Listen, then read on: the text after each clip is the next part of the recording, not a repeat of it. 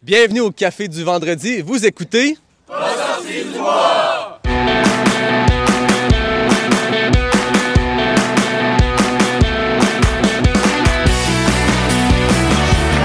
messieurs, votre gagnant, c'est 110 km!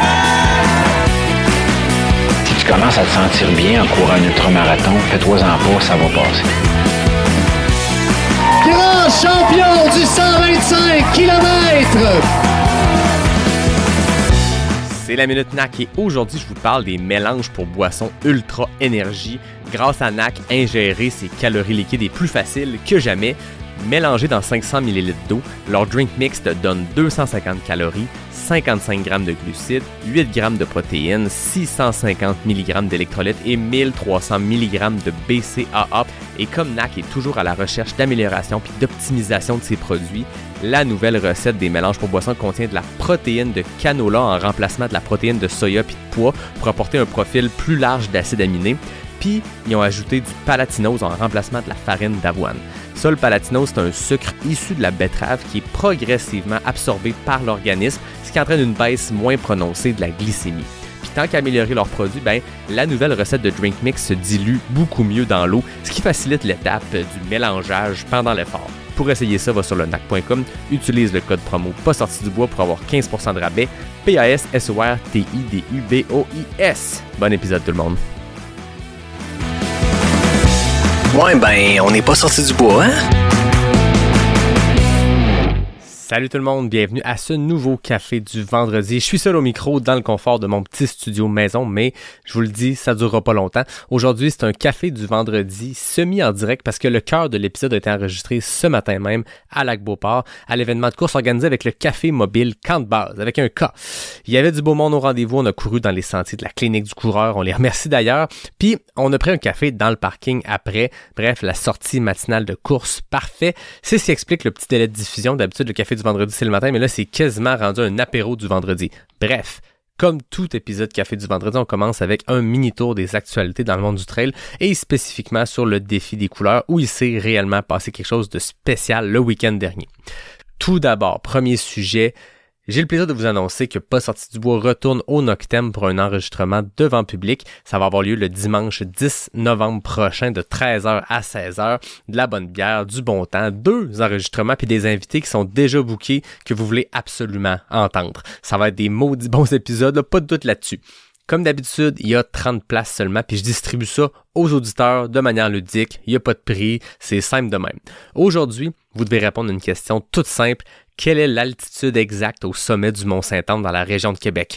Pas le dénivelé positif de la montagne, là. L'altitude exacte. Les 5 premières personnes qui vont m'écrire la bonne réponse via la messagerie Instagram ou Facebook des médias sociaux de Pas sorti du bois vont remporter chacun 2 places. Donc, c'est 10 places que je donne direct comme ça. C'est le 10 novembre prochain, en après-midi, au Noctem Saint-Malo, dans la ville de Québec. Faut être disponible et bien sûr, faut être dans le coin de Québec ou être prêt à faire de la route, là, je juge pas. Bref, bonne chance tout le monde. Deuxième petite nouvelle, c'est encore des tirages. On est là pour donner des cadeaux. C'est un café du vendredi bien festif. La 12e tournée Trails in Motion est de retour au Québec cet automne. C'est une tournée internationale qui présente environ 2 heures de films de course en sentier, des courts-métrages puis des moyens-métrages d'un peu partout dans le monde. La portion québécoise de la tournée est organisée par Événement Aricana qu'on connaît pour l'UTHC notamment. Puis il y a 17 dates au Québec. Ça commence le 2 novembre à Percé, donc dans le patelin de l'ami Jeff Tapp. Puis ça se poursuit ensuite à Valmorin, Bromont, Montréal, Rouyn-Noranda, Chicoutimi, Saint-Georges, Carleton-sur-Mer, Belleuil, Gatineau, Sherbrooke, Shawinigan, Rivière-du-Loup, Rimouski et Québec. Bref, un World Tour du Québec. Tu veux pas manquer ça? Il y a toujours des petits bijoux. Moi, je suis un gros fan de ce festival de films-là. C'est intéressant, cette année, il y a un film québécois, Punk de Trail par Lou William Théberge. Puis c'est la première fois qu'un film d'ici est sélectionné par le comité de Trails in Motion pour être diffusé dans le cadre de la tournée mondiale. Donc ce film-là québécois dans lequel on peut voir Steve Parent et Jean Fortier du QMT notamment. Ça va faire le tour du monde. C'est pas juste la tournée québécoise. C'est vraiment très hot. Félicitations à Lou William Théberge pour son film. Événement Aricana et Pas sorti du bois t'organise un tirage pour gagner 2 paires de billets. On a une paire de billets à faire tirer pour Montréal les 8 ou 10 novembre et une paire pour Québec les 6 ou 7 décembre. Pour participer, c'est simple, écris-moi le titre de ton film de trail préféré via la messagerie Facebook ou Instagram de Pas sorti du bois, puis mentionne aussi dans quelle ville tu veux gagner, c'est important. Donc, une paire de billets pour Québec, une paire de billets pour Montréal. Moi, par exemple, j'écrirais à Pas sorti du bois en disant « Hey, Unbreakable pour la ville de Québec ». Facile, let's go, écrivez-moi. Les boîtes de messagerie de Pas sorti du bois vont exploser dans les prochains jours avec le concours Noctem et le concours Trails in Motion. Pour Trails in Motion, on se donne 10 jours, donc la date limite pour participer est le 29 octobre 2024, bien sûr. Puis cette date-là, en fait, le lendemain, je ferai tirer les paires de billets puis j'annoncerai tout ça en grande pompe pour féliciter les gagnants. Donc, bonne chance tout le monde. Autre sujet, c'est présentement la Diagonale des Fous sur l'île de la Réunion, une course mythique qui fait partie des 100 miles les plus réputés, les plus difficiles au monde. Le départ a été donné hier, jeudi à 14h, heure du Québec, puis c'est en cours présentement. Je tiens à souligner la présence d'une quinzaine de Québécois sur les différentes épreuves. D'abord, sur l'épreuve reine, la Diagonale et ses 175 km et 10 150 mètres de dénivelé positif. Ouch! Il y a bien sûr notre franco-québécois préféré, Mathieu Blanchard. Il y a aussi Simon Guérard, un Québécois qui vit aux États-Unis, qui enchaîne les courses et en fait des quinzaines par année, des 100 000 et plus. Il y a aussi Mathieu Masdoumier, Benoît Pasquier, Olivier Vigneault, Xavier Fognini, Grégory Coens, Pierre Guegan, Catherine Dion, Corinne Brett, Fatih Mera, Richard Lavictoire et Stéphane Girard. On leur souhaite la meilleure des chances. Ils sont présentement, au moment où vous écoutez cet épisode-là, si vous l'écoutez assez rapidement après sa diffusion, ils sont quelque part entre le point de départ et le point d'arrivée de cette Diagonale des Fous. Sur le trail de Bourbon, la petite sœur de 100 km et 6000 mètres de dénivelé positif, il y a Sonia Martin, alors que sur la Mascarène, il y a une épreuve de 70 km et 4000 mètres de dénivelé, il y a Charles Carrier. Sur la Métis Trail, donc c'est une nouvelle épreuve de la Diagonale, 50 km, 2600 mètres de D+.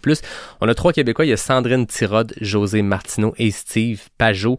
On leur souhaite à eux aussi une excellente course et beaucoup de fun sur l'île de la Réunion. Bien sûr, il y a une délégation d'une trentaine de Québécois qui sont là pour le projet de la Diagonale des Fous inclusive. Ça fait 2 ans que ça se prépare. On les a vus à différents événements pour s'entraîner pour ce gros défi. Puis c'est là que ça se passe. Samuel Saucier et sa Joëlette, adaptés au sentier, vont parcourir 100 km et 5000 mètres de dénivelé positif dans les sentiers arpentés de la Réunion sur 4 jours. C'est complètement fou. C'est un accomplissement physique, mental, puis humain, je pense, pour cette gang-là qui va tout vivre ça là-bas en grand groupe. La vibe a de l'air assez folle. Je pense qu'ils sont 24 Québécois à s'alterner pour transporter la Joëlette à travers ces 100 km-là. C'est un magnifique projet. Allez les suivre. Diagonale des Fous inclusive. En fin de semaine, c'est aussi le Bromont Ultra en Estrie. C'est un événement exceptionnel que vous devez absolument mettre à votre bucket list québécoise. Moi, j'ai de très, très bons souvenirs de mon premier 100 000 sur ce parcours-là en 2021. Puis, j'ai très hâte d'y retourner. Je souhaite donc une belle journée dans le bois à toutes celles et ceux qui participent cette année. Je rappelle que c'est une course caritative, donc une façon d'y participer quand on est loin et qu'on a le faux mot dans le piton, comme moi en ce moment. C'est de faire un don. Un événement comme ça donne un sens à un sport qui n'en a pas toujours. On court pour nous, on court pour le dépassement de soi, on court pour l'esprit de communauté, mais quand on peut faire tout ça puis en plus contribuer à aider des gens qui n'ont pas notre chance, c'est encore mieux. Donc c'est un bel événement, puis je souhaite un bon BU à tout le monde qui est du côté de l'Estrie de Bromont ce week-end. J'arrive au sujet principal de l'épisode, le défi des couleurs. Le week-end dernier, c'était cet événement-là qui se tient depuis une dizaine d'années dans le secteur du Mont-Sainte-Anne à Québec, avec 4500 participants. Ça en fait le plus gros événement de trail en Amérique du Nord. Rien de moins dans notre cour arrière ici. C'est complètement fou. Comme était venu l'expliquer Julien Lacasse à l'épisode 186, l'événement accueillait pour la première fois les championnats canadiens de course en montagne. C'était l'an 1 de 3 parce que ces championnats-là vont se tenir au défi des couleurs en 2025 et en 2026 encore. L'élite canadienne et même américaine était réunie sur la côte de Beaupré pour s'aligner sur 2 épreuves hyper relevées. D'abord, le samedi, c'était le vertical, une course de 4,6 km avec 800 mètres de dénivelé positif qui partait en bas de la chute Jean-Larose, qui gravissait les 400 marches puis qui menait les coureurs jusqu'au sommet du Mont-Sainte-Anne, un presque kilomètre vertical qui explosait les mollets, pas de doute là-dessus. Ensuite, le dimanche, c'était le classique up and down, une épreuve de 11 km et 1000 mètres de dénivelé avec 2 ascensions et 2 descentes du centre de ski. Sur ces 2 compétitions-là, ce qui est malade, c'est que Julien Lacasse puis l'équipe du Défi des couleurs avaient réussi à réunir sans aucune hésitation le peloton le plus compétitif de l'histoire du trail canadien. Puis il n'y a pas d'exagération, là. Si on regarde les cotes ITRA, si on regarde les UTMB Index des coureuses et des coureurs qui étaient là, ça avait aucun sens. On va explorer ces deux courses-là en seconde partie d'épisode avec Julien, mais en attendant, je peux vous parler de moi, mon expérience personnelle, parce que dès la fin de ma conversation avec Julien, l'épisode 186, je savais que je voulais m'inscrire à ça, bien sûr avec aucune intention de compétitionner, mais finalement, on était une grosse gang de curieux comme moi dans la catégorie Open qui sont allés se tester sur ce format-là, puis je peux vous dire que la veille de la course, puis le matin même, j'ai vécu une genre de fébrilité que j'avais pas ressentie depuis longtemps dans une course. Je suis toujours bien hype sur une ligne de départ, il n'y a pas de doute là-dessus, mais ça faisait longtemps que je m'étais pas lancé sur quelque chose d'autant inconnu. Tu sais, chaque 100 km ou chaque 100 000, c'est une épreuve différente, parfois effrayante, mais c'est un type d'effort auquel je suis habitué. Sur du long comme ça, moi je pars à mon pace de diesel, puis on continue d'avancer, puis à un moment donné ça fait mal, mais on continue d'avancer. Quand t'en fais un nouveau, tu sais que tu vas te mettre à peu près dans ce mode-là, peu importe le contexte. Là, dans ce cas-ci, c'est complètement différent, c'est de l'inconnu, c'est se lancer sur 4 km qui monte tout le long avec l'idée de se pousser à sa limite pour voir ce que ça fait. Puis croyez-moi, j'en ai eu pour mon argent. Le vertical du samedi, c'était brutal, c'était du plaisir de type 2. Ça fait mal, ça goûte le sang, mais l'ambiance était vraiment tripante, puis honnêtement, je me rappelle pas d'avoir souffert comme ça dans une course. Si c'était à refaire, je me serais sûrement pacé un peu différemment parce que j'ai essayé de me garder du jus pour la fin, mais ça servait à rien de s'en garder parce que à la fin, il y a un bon mur, puis peu importe le gaz qui te reste, c'est à pic, tu power hike, puis c'est tough. Fait que c'est drôle, j'en parlais avec Rémi Leroux, je comptais à peu près ça. Rémi Leroux, qui est notre spécialiste québécois de ce genre d'épreuve-là, puis il me disait que, tu sais, dans une épreuve comme ça, dans du gros vertical, quand t'as des bonnes sensations, garde pas de jus pour plus tard, profite-en, parce que si t'as des bonnes sensations, crois-moi, ça va passer. Fait que dans l'immédiat, là, tu te sens bien, donne tout, ça sert à rien de se garder du jus pour plus tard, parce que plus tard, ben, il va être trop tard. Le dimanche, c'était le classique up and down, puis là, c'était vraiment du gros fun à l'état pur, c'était intense, mais mieux balancé avec de la grosse montée puis de la grosse descente, question de changer le mal de place. C'était sur des pistes de ski que je connais bien, fait que là, je savais exactement comment gérer mon effort, ou ralentir un peu, ou en tout cas laisser la descente faire son œuvre, puis ou pousser, puis fuck la gravité, on y va à fond la caisse. Maudit que c'était le fun. Il faisait gros soleil, les couleurs étaient magnifiques. Il n'y avait pas de neige au sommet comme la veille. Bref, c'était vraiment une magnifique façon de clore ma saison de trail. J'en reparle plus tard avec Julien, mais le défi des couleurs, c'est vraiment spécial comme événement. Il y a de l'ambiance. Le paysage est complètement fou, c'est magnifique. Mettez ça à votre bucket list québécois. Je parlais de Bromont tantôt. Je sais, j'ai pas beaucoup de sens critique quand je parle de nos événements trail au Québec. Je les aime toutes, mais je ressors vraiment sur un gros hype du défi des couleurs. Je vous en dis pas plus. On se garde ça pour la deuxième partie de l'épisode en compagnie de Julien Lacasse et tout le monde qui était à l'événement avec Camp de base au Lac-Beauport. C'était vraiment cool. Donc, on écoute le conseil de coach Natacha puis on se dit à tantôt pour la deuxième partie de l'épisode. C'est la minute de la coach avec Natacha Gagné. Natacha, la saison de trail tire à sa fin pour plusieurs. Est-ce que c'est une bonne idée de se permettre une longue pause? Les pauses du macrocycle, donc dans une année complète, ils permettent à la tête et au corps de se reposer. Il y a un de mes enfants qui disait « Maman, des beignes glacés au chocolat, je peux pas en manger tout le temps parce que si j'en mange trop, j'ai peur de plus aimer ça. » Je trouve que quand on y pense, ça peut se rapporter au sport qui nous passionne beaucoup. Fait que quand on en fait trop, on peut ne plus aimer ça. Fait que ça, c'est la première raison pour prendre des pauses, ne plus aimer ça. La deuxième, c'est de faire du bien au corps. Ça ne veut pas dire de ne pas faire d'activité physique, mais peut-être d'aller dans un sport de transfert. Puis la troisième raison pour laquelle j'encourage des gens à penser à d'autres choses qu'à la course, c'est pour faire attention aux sentiers. Parce que l'automne, on commence à avoir des périodes de gel et de dégel au sol. Quand on court sur un sol qui vient de dégeler, puis quand il y a plusieurs personnes qui y passent, bien, on risque d'abîmer le sentier. Puis comme on veut en profiter longtemps de nos beaux sentiers, bien, il faut y faire attention. Fait qu'on prend une pause, on recommence intelligemment avec un programme fractionné, le programme 2 ou 3 de la clinique du coureur, là, qui sont super parfaits. Puis surtout, mais surtout, on garde le plaisir de courir. Voilà. Merci beaucoup, Natacha. Bienvenue. Julien Lacasse, bienvenue à Pas sorti du bois. C'est le deuxième passage. On a fait le avant défi des couleurs à l'annonce de ces championnats canadiens de course en montagne-là. Là, c'est le après. Comment tu te sens? Je me sens super bien. C'est cool d'avoir eu une belle gang comme ça qui sont venus participer à ces événements-là. les championnats canadiens, mais également les 11 autres épreuves, les 10 autres épreuves du défi des couleurs. Fait qu'on était vraiment une super belle gang. Puis ça a été un week-end magique qu'on a tous vécu ensemble. Là, fait que j'ai adoré. Tantôt, je te présentais aux gens, je disais que tu étais le grand Manitou des championnats canadiens de course en montagne. C'est toi qui as été l'instigateur d'amener ça au défi des couleurs pour les 3 prochaines années. En fait, les 2 prochaines années, on a une de faite. Est-ce que c'était à la hauteur de tes espérances? Je l'espère bien. Moi, mes espérances, j'avais des attentes quand même élevées parce que j'avais des grandes idées puis des projets un petit peu fous. Puis ces projets-là, vraiment, j'ai pu les mettre, ces projets sur papier, j'ai pu les mettre à exécution. Puis j'ai vraiment adoré le fait d'avoir de la liberté pour pouvoir proposer mes idées à tout le monde, puis que ces idées-là embarquent, puis réaliser que ces idées-là, ben elles ont fonctionné, puis que ça a donné un show qui a vraiment été assez incroyable. Fait que, ben d'abord, j'aimerais vraiment remercier l'équipe au complet du Défi des couleurs. Là. Moi, faut le dire, c'est un événement à 4500 participants, fait que moi, je ne suis qu'un vulgaire pion dans cette équipe-là. J'ai pris en charge les championnats canadiens, mais Défi des couleurs, c'est une grosse équipe, une petite équipe, mais qui fait des grandes choses avec des grandes responsabilités. Donc, le directeur de l'événement, Sébastien Lachance, le directeur des parcours, Frédéric Bourque, puis tout ce monde-là, on s'est mis en gang pour essayer d'organiser quelque chose de vraiment cool. Puis le résultat, semble-t-il, a été bien reçu et ça a été un succès. En fait, la fin de semaine était complètement folle. Je veux dire, 4500 participants, je le disais dans la première partie de l'épisode, c'est le plus gros événement trail en Amérique du Nord.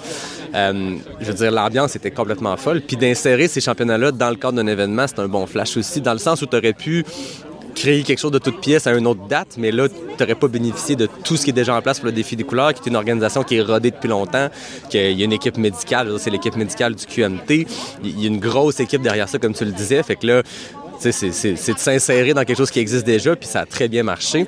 Puis moi, ce que j'ai trouvé beau aussi, c'est que les gens ont répondu positif, pas juste au point de vue élite.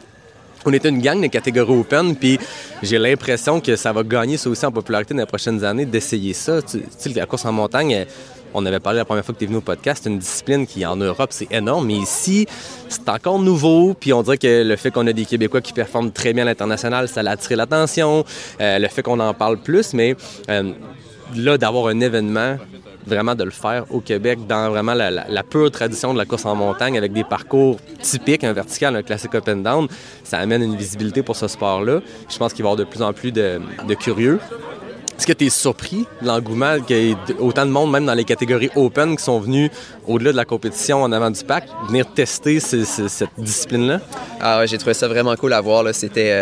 J'étais vraiment excité de voir d'abord les élites se défoncer les uns après les autres, mais après ça...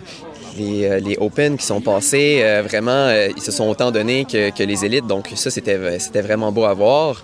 Puis les Open, puis même les spectateurs, j'ai vu qu'il y a eu de l'engouement un peu partout sur le parcours. Il y avait du monde, pas seulement à un endroit, il y avait du monde tout le long du parcours. Fait que ça, c'est vraiment le fun. Moi, j'ai parlé à certains athlètes, notamment Rémi Leroux, qui a fait des courses en montagne un peu partout dans le monde dans les dernières années. Puis même lui me l'a dit, c'était un événement avec un parcours qui était plus européen qu'à l'européenne même. Là. Donc c'était vraiment typique. Et puis on avait l'engouement, les spectateurs étaient là. Donc vraiment, ça donnait quelque chose, un rendu vraiment exceptionnel. Ouais.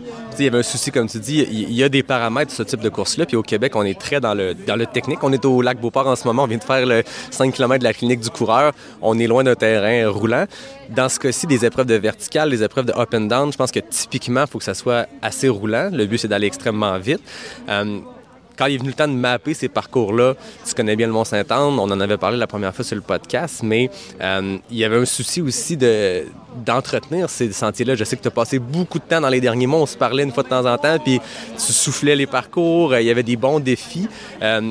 C'était-tu la première fois que tu faisais du trail work comme ça en préparation d'un événement, puis de prendre soin des parcours, t'assurer qu'ils sont parfaits le jour J? Oui, ça, c'était assez nouveau pour moi, là, puis vraiment, je voulais rien laisser au hasard, puis je voulais vraiment que ces parcours-là soient le plus clean possible pour vraiment de ne pas avoir d'excuses après ça, puis que l'événement, vraiment, je me donne un maximum de chances qu'il soit une réussite. Puis vraiment, je voulais essayer de limiter le plus possible le facteur technique. puis les rendre les plus propres possibles parce que je voulais vraiment que tous les coureurs et les coureuses soient pas limités par le parcours puis qu'ils puissent vraiment exploiter leur forme du moment. Ouais. Donc, là-dessus, ça a été réussi aussi. Là. Un des défis qu'on avait parlé, c'était justement d'aller chercher quasiment un 800 mètres sur un vertical. Au Québec, des 1000 mètres, on n'a pas ça aussi facilement qu'en Europe. Il y avait la solution de partir d'en bas de Jean-Larose. C'est un excellent flash. Ça te fait un 800 mètres sur 4 km, mais ça fait qu'il y a un petit bouchon qui peut se créer parce que c'est un escalier. Je pense que c'est pas typique dans une course verticale d'avoir 400 marches dans le premier kilomètre. Comment ça s'est passé, finalement, de partir le plus loin possible sans être trop loin? Y a-t-il un bouchon qui s'est formé d'un point de vue élite? Est-ce que les gens ont apprécié le défi de commencer avec un escalier? Oui, d'abord, je tiendrais à peut-être m'excuser aux coureurs qui n'étaient pas au courant qu'il y avait des escaliers. Je crois que ça a été quand même mentionné assez régulièrement, mais il y a quand même certains coureurs qui viennent de plus loin, des États-Unis et de l'Ouest du Canada, qui ont peut-être manqué l'information puis qui ont été un peu surpris quand ils ont vu les marches arriver en début de course. Donc, c'est sûr que ça a changé la dynamique de course. Puis, avec notre équipe, logistiquement, ça a causé un petit peu plus de... On s'est creusé un petit peu plus les méninges pour essayer de vraiment optimiser tout ça, parce que c'est sûr, il y a une traversée de route aussi. Il faut se coordonner avec le ministère des Transports du Québec pour s'assurer que tout se passe bien avec la traversée. Donc, on a fait des vagues. On a essayé de vraiment briefer tout notre monde pour qu'ils se rendent au départ le plus rapidement possible, pour pas qu'ils soient dans le chemin. Il y avait le public aussi. Ouais. On était un week-end au pic des couleurs. Donc, un samedi midi, il y avait du monde dans les escaliers, dans la trail. Donc, on s'est vraiment équipé On avait beaucoup de main-d'œuvre, on avait du bénévole, on faisait de la sensibilisation. Fait que oui, logistiquement, ça a été plus compliqué, mais vraiment, ça a été pas un risque, mais ça a été... quelque chose qui en a valu la peine parce que faire un départ de course avec un backdrop des chutes Jean-Larose, vraiment, tous ces efforts-là, quand tu regardes ça, en valent vraiment la peine. Puis ce 800 mètres de dénivelé-là, on l'a fait d'un coup, one shot, puis ça a été vraiment, vraiment cool de pouvoir le vivre comme ça. Oui, puis ça devient une espèce de signature aussi, dans le sens où, oui, c'est pas l'idéal. Dans le meilleur des mondes, tu aurais un 1000 mètres qui se prend direct dans un sentier, mais on est au Québec, puis il y a des contraintes différentes. Par contre, ça devient une particularité, ça devient une carte postale pour la course qui va avoir lieu encore 2 ans au minimum, parce que c'est 3 ans, ces championnats-là vont se tenir au Mont-Saint-Anne. Puis maintenant, les athlètes vont le savoir, puis c'est un entraînement spécifique à faire. Tu sais, moi, si c'était à refaire, c'est cette portion-là que j'aurais travaillé différemment, parce que ça part raide au début, puis ensuite, tu avais quoi, un genre de 700-800 mètres avant d'attaquer la vraie montée dans la montagne, puis ça te scie les jambes, 400 mètres en partant, fait que t'es supposé faire ce kilomètre-là à pleine vitesse, puis les jambes sont comme, qu'est-ce qui se passe? Je viens de monter 400 marches semi-réchauffées. Ça devient une particularité, puis les meilleurs ont réussi à le faire, puis ça les a pas contraints, ça fait juste changer la donne, fait que ça fait une belle particularité. Parlons des courses, justement, d'un point de vue élite, ce qui s'est passé, le vertical, en fait, dans les 2 cas, tu avais un plateau élite, je l'ai dit dans la première partie de l'épisode, c'était le plus gros plateau élite qu'il y a jamais eu au Canada, de l'histoire, là, en termes d'index UTMB, de Cotitra. C'était stratosphérique, hein, j'ose utiliser le terme. Parlons du vertical. Comment, toi qui as vu la course se dérouler, qui as vu les résultats, comment tu l'analyses? D'abord, comme tu l'as dit, là, c'est un effort qui était vraiment difficile à jauger avec des escaliers en début de parcours qui cassent le rythme.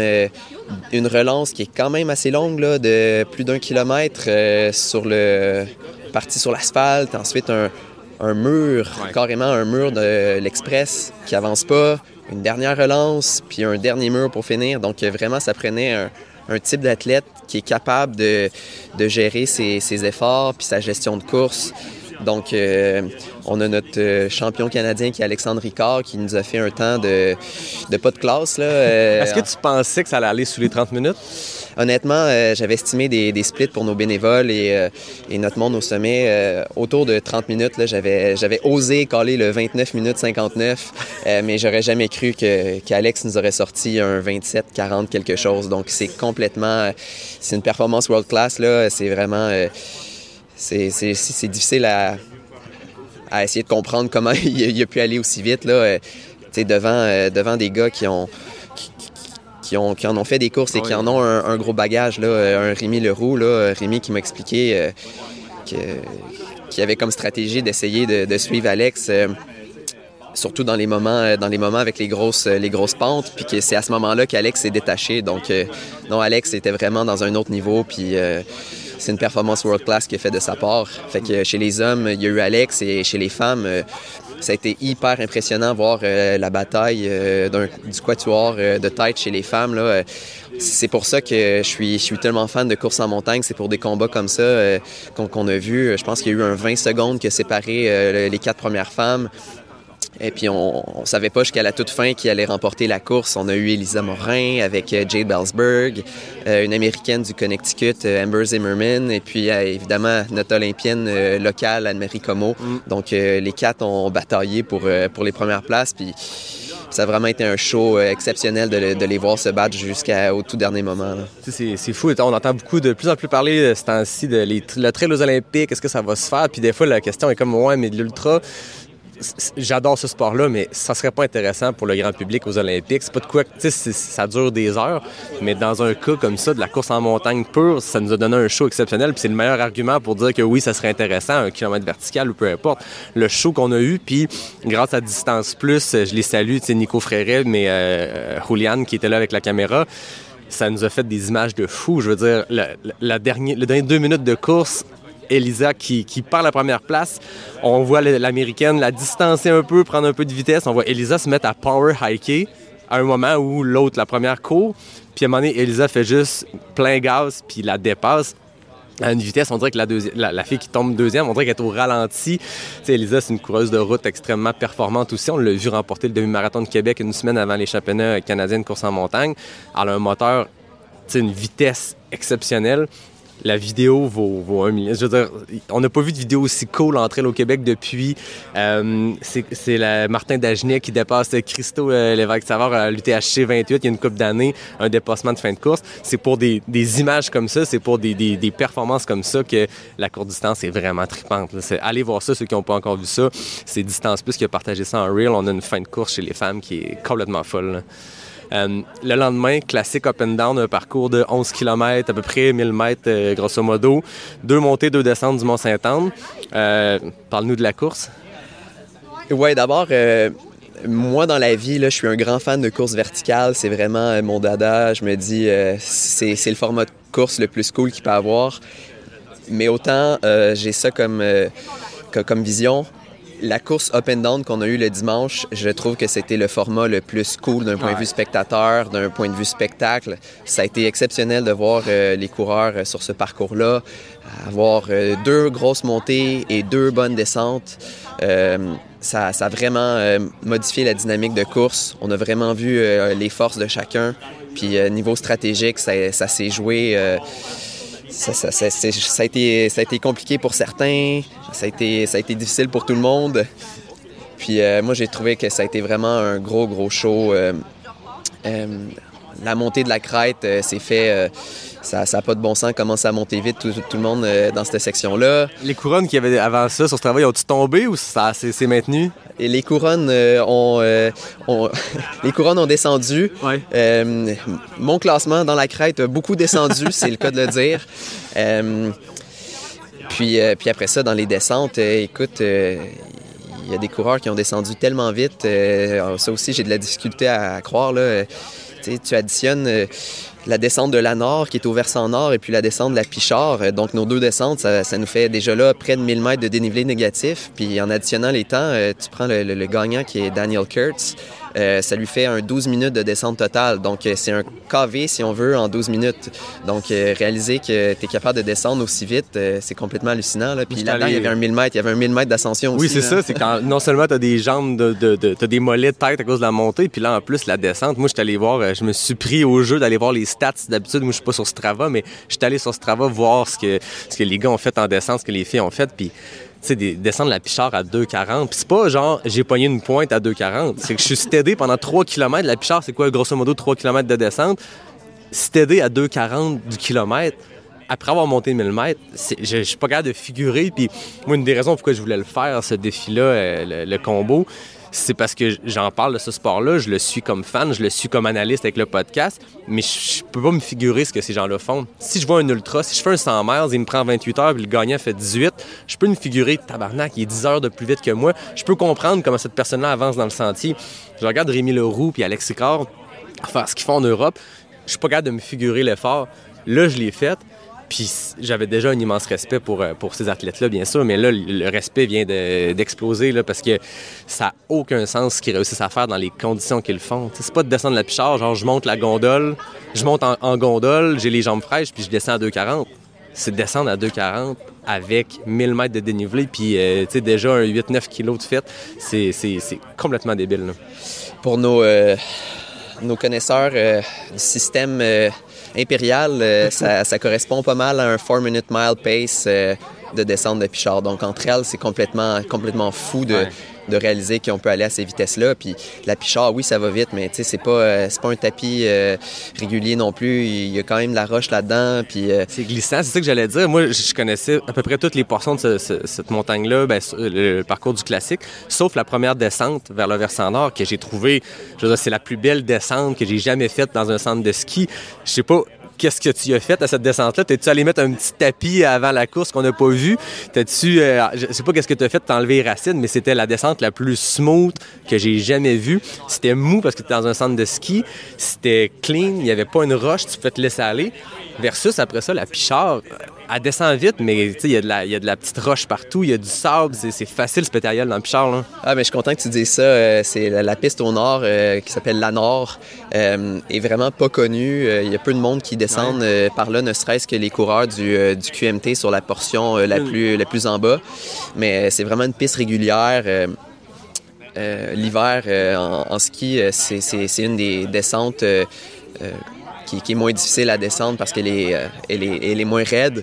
Donc, moi, celle-là, je l'adore. Là. Puis quand je l'ai vue pour la première fois, je me suis dit, il y a quelque chose à faire avec ça. Il y a moyen d'aller vite dans ce secteur-là. Fait que cette section-là, là, je l'adore. Puis juste après, ben c'est aussi la montée de la paradeuse du versant nord, là, qui est un mur en ligne droite. Puis j'ai eu beaucoup de feedback de coureurs qui m'ont dit que c'était cruel, mais en même temps, ils ont vraiment trippé de monter ce côté-là parce que tu peux être 15 minutes en arrière d'un coureur puis tu vas le voir quand même parce que c'est un 300 mètres de dénivelé en ligne droite sur une pente à 30 %.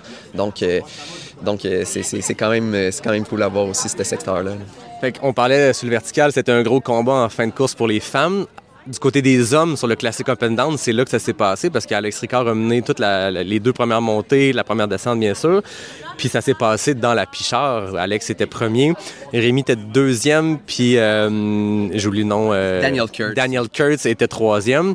Raconte-nous cette descente de Pichard-là entre les trois hommes. Oui, en fait, je crois qu'il y a eu une vingtaine de secondes d'écart entre les trois hommes au sommet final. Moi, j'étais au sommet du Mont-Saint-Anne à ce moment-là. Puis, quand j'ai vu Daniel Kurtz apparaître vraiment pas trop loin des deux autres gars, je me suis dit, ben ça va se jouer avec lui. Là. Je pense que Dan, il y a des capacités de descendeur vraiment de classe mondiale. Ouais.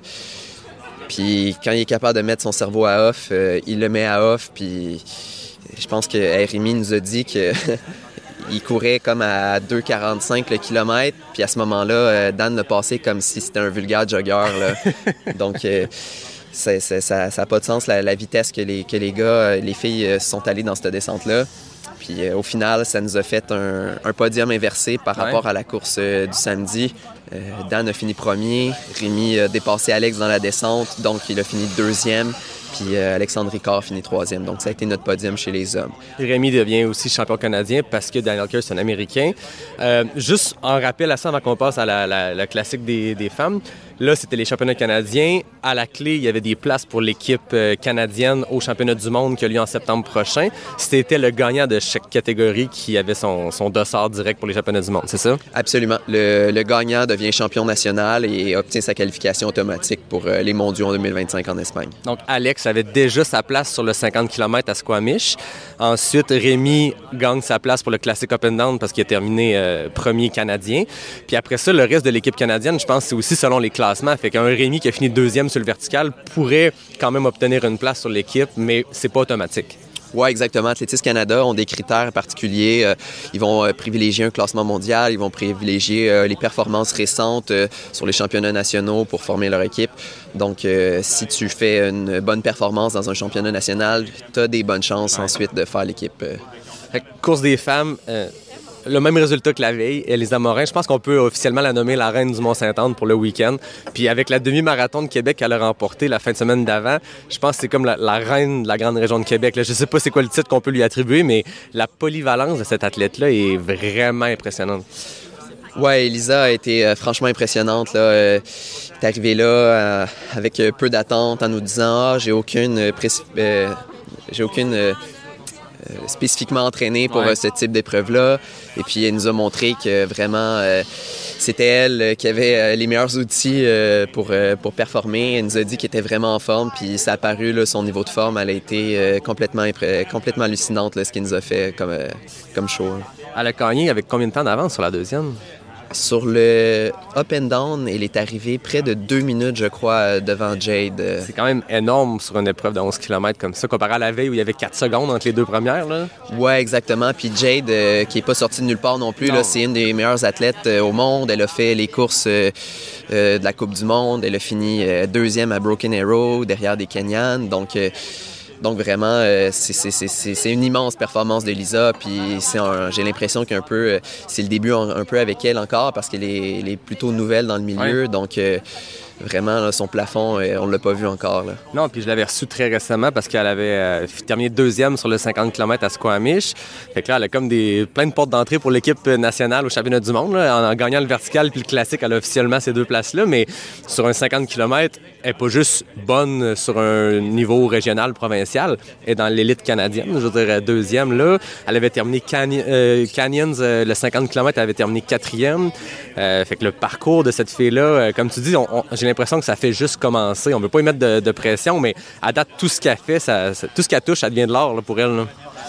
Oui, Elisa, reste dans notre monde, s'il te plaît. Oui, on le sait que t'aimes la route, mais c'est le fun, le trail. Oui, exactement. Donc, c'est très cool de t'avoir vu, Elisa, au Mont-Saint-Anne.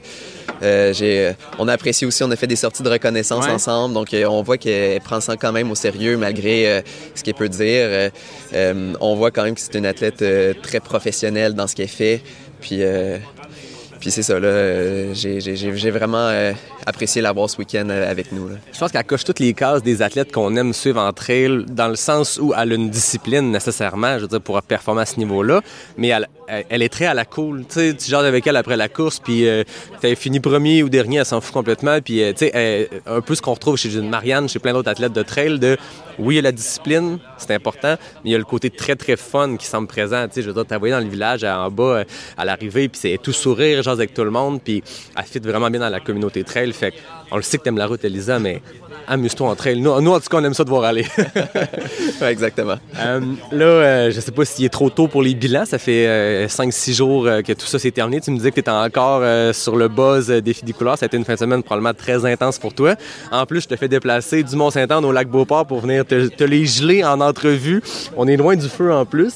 Je blague bien ça, mais en termes de bilan, qu'est-ce que tu retiens de cette première édition-là? Puis est-ce que tu es déjà en mode optimisation pour l'an 2 de ces championnats-là? Oui, absolument. Moi, c'est sûr, mon cerveau, il s'éteint pas. Là. Je vois des belles choses qui ont été faites. Je vois des petits points que je me dis, ça, on pourrait améliorer ça pour l'an prochain. C'est sûr, un des grands défis qu'on avait, c'était...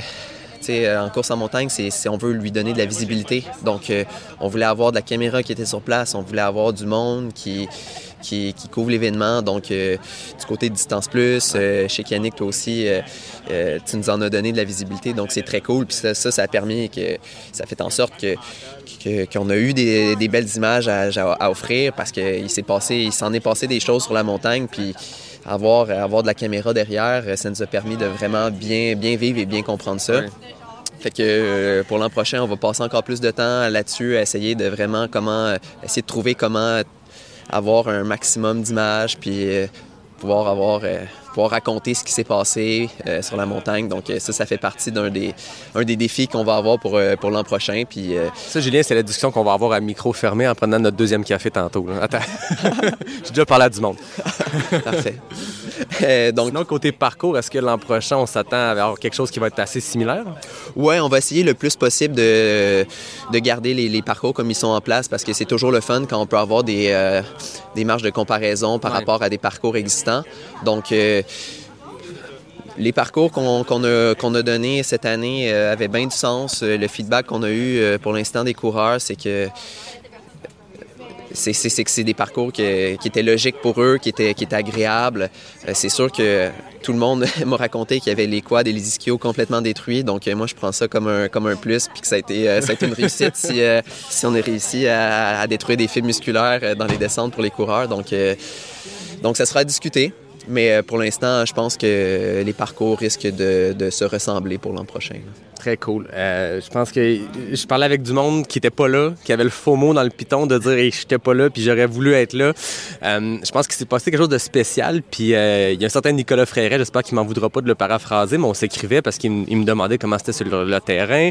On a une conversation avec Nicolas Dan, Nicolas Fréret, Messenger, il y a beaucoup de choses qui se disent là, vous pouvez vous imaginer. Puis il nous demandait, vu que Nico Dan était impliqué avec On, et moi j'étais là comme coureur, puis il dit « de loin, j'ai vraiment l'impression il va y avoir un avant et un après ça. » Puis tu sais, Nico Fréret, je pense qu'il y a eu une bonne lecture. Il y a quelque chose de spécial qui s'est passé en fin de semaine. Je pense que ça l'a piqué beaucoup de curiosité. Ça l'a amené à un niveau de compétition jamais vu, avec tout le respect pour les autres événements qu'on a au Québec. Tu as réussi à assembler le plus gros plateau élite qu'il y a jamais eu, parce qu'il y avait des championnats canadiens à la clé, parce qu'il y avait des bourses intéressantes pour des athlètes qui veulent se professionnaliser ou en tout cas gagner une partie de leur vie avec ça. Je pense que c'est important. J'ai l'impression qu'il y a un avant puis un après, puis je pense que tu y es pour beaucoup. Fait que au nom de la communauté, je t'en remercie, Julien. C'est très hot ce que tu as organisé. Merci Yannick, c'est vraiment gentil. On aura certainement l'occasion de se reparler. De toute façon, on a un deuxième café puis une conversation à avoir. Je vais aller, avant qu'on termine l'épisode, aller jaser un peu avec Fred Laflamme qui est là avec le camp de base pendant qu'il nous fait un café. Puis pour la deuxième fois, je te remercie. Merci beaucoup d'être venu du Mont-Saint-Anne au Lac-Beauport pour venir jaser puis nous faire un petit bilan de ce défi des couleurs. Bien, merci Yannick, toujours cool de vous voir dans votre coin de pays. Merci. Fait fret, hein? Fred, ça tente-tu de jaser un peu? Why not?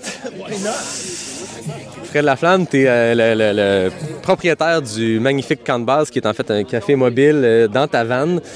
C'est toi qui as proposé l'idée, hey, on fait-tu quelque chose, une petite run matinale? On a développé ça dans un petit brainstorm à un moment donné, puis ça a donné un événement vraiment cool. On a eu une quarantaine de participants ce matin qui sont venus courir le 5 ou le 10 la clinique du coureur. On a eu bien du fun. Merci beaucoup d'être là. Ça fait plaisir. Merci à toi d'être là et d'avoir organisé ça, d'avoir embarqué dans le projet. Parle-nous du camp de base. On est devant, c'est magnifique. C'est ta vanne dans laquelle tu vis. Que tu as transformé en café, carrément. Oui, carrément. En fait, il y a un petit moment, j'avais fait comme un genre de petit défi de course puis tout ça, puis les moments café étaient devenus un peu clés, là, fait que je savais plus trop ce que j'allais faire avec ma vanne après tout ça, à part faire des voyages, puis dormir dedans, tout ça, c'est bien. Mais j'avais le goût aussi de partir une entreprise à un moment donné. J'ai comme marié un peu mon amour du café avec ma vanne. J'ai tout mis ça ensemble. Puis je me suis dit, crème, je vais me faire un café mobile. La course en sentier, ça fait quand même un petit moment, là, ça va être 3 ans là, que j'en fais pas mal. Puis je me suis dit, crème, ça serait quand même un beau concept à amener puis à aller offrir sur le terrain. Fait que, tu sais, c'est né plus autour de la pêche puis de la chasse, originalement, parce que j'étais un peu tanné de boire du café ordinaire, on va dire ça comme ça. Puis là, j'ai décidé de stepper up ça un peu, puis d'amener le même service que tu as dans un petit café de quartier, mais de l'offrir en nature, où est-ce que les gens sont. Fait que j'allais les chercher sur le terrain, finalement. Puis ça a bien fonctionné. Je pense que je suis tombé dans quelque chose. Oui, clairement. Puis c'était une première qu'on essayait comme ça pour le fun. Puis le monde a répondu à l'appel. T'sais, on a lancé ça, puis on a fait un peu de promo sur les médias sociaux. Mais après ça, c'est quand même un vendredi à 6 h du matin. Là, le monde de trail sont craqués. Mais en ce moment, on s'est levé le matin, puis il y avait du gel au sol. 40 personnes qui se pointent comme ça, avec pas trop de promotion, juste un appel comme ça. C'est malade. Je pense qu'on va être obligé de leur faire, Fred. Je pense qu'on n'aura pas le choix, ouais. Puis un matin, je suis arrivé, j'avais pas d'attente. Puis quand j'ai vu le parking plein à 6 h, j'étais comme, OK, c'est bon, ça marche, on est là. Puis c'est correct. Je suis vraiment content du résultat cette saison-ci. J'ai parti la saison avec pas tellement d'attente. Puis plus que ça allait avancer dans la saison, puis plus que le téléphone sonnait, puis plus qu'on en voulait de bons produits, finalement, sur le terrain. Puis ça, je suis extrêmement content et reconnaissant intéressant. Là. La communauté de trail puis de course à pied a vraiment comme répondu puis me supporte là-dedans. J'ai aussi, je vais faire un shout-out à Denis Thibodeau de Salomon qui m'a aussi un peu pris sous son aile, m'a envoyé dans des événements différents aussi. Ça m'a vraiment aidé aussi à me faire connaître puis sur le terrain. Là, puis je pense que l'association est là. À Québec, depuis longtemps, il y a les Cute qui boivent du café dans leur run matinale. Le 6cm, tu es impliqué avec le 6cm à Lac-Beauport. Je pense que l'association course en trail, café est solide, puis le monde aime ça, le petit café d'après-course ou en plein milieu de la course, peu importe. Fait que c'est un succès garanti, ça, c'est très cool. Très organique, disons, comme mix, ça marche très bien. Puis c'est le fun, tu sais, c'était un peu ça que j'essaie de promouvoir, là, au final, c'est le moment café. Soit avant, tu sais, ça dépend de qu'est-ce que tu fais, mais tu sais, avant d'aller chasser, pêcher, quoi que ce soit, tu sais, souvent, on prend tout notre café le matin ou presque, tu sais, c'est très populaire, puis il y a beaucoup de gens qui boivent du café. Fait que, tu sais, le moment que tu prends ton café le matin, tant qu'à moi, il est aussi valide que ta petite bière d'après, tu sais, fait que, et vice-versa. Puis dans notre monde, un peu, c'est le petit moment, justement, de social, post-course, tout le monde aime ça. De ce temps-ci, avec la température, mettons que ça fait du bien, un petit café chaud. Oui, puis le petit feu, en plus, que tu as installé là, puis tout, c'est malade. Merci beaucoup, Fred, d'avoir organisé ça. Merci à toi, Yann.